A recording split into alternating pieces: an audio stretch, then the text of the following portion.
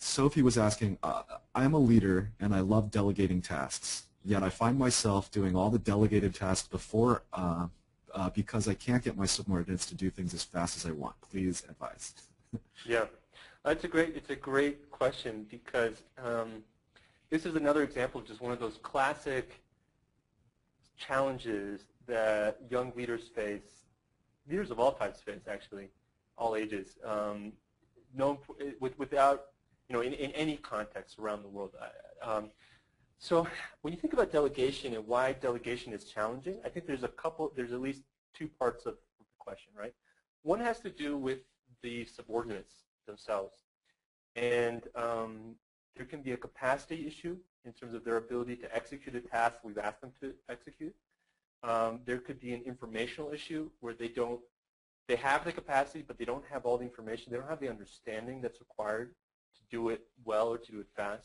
There are also issues of rhythm within a team in which each person really moves at a different speed. And so there's also just a process that has to go on over time in which we become comfortable with the rhythms of others, and we reach kind of an average rhythm as a team that is okay for the larger team, for the larger effort.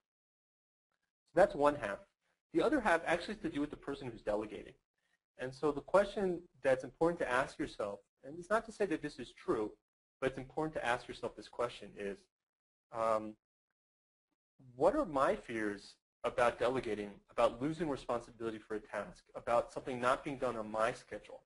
Why is this such a problem? What am I afraid of giving up? What's the worst that could happen if I did? Because I think this is a very challenging issue for people that are very driven, very oriented towards results and high performance, and sometimes a sense of like, I have to do it myself in order to do it at the standards I want. And that's not a illegitimate way of thinking, because it is important to do things with excellence, and it is important to do things on time.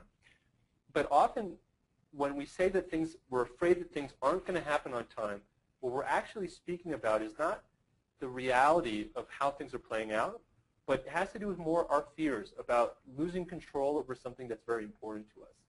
And so that's where this personal side of leadership development is so key and so challenging. And so I think the question there is one that's key for reflection, and it goes back to this idea of that experiential learning is so powerful, but if we don't ask ourselves the right questions, if we don't take the time to examine what's really happening, we often can miss out on the opportunities to have that moment of growth.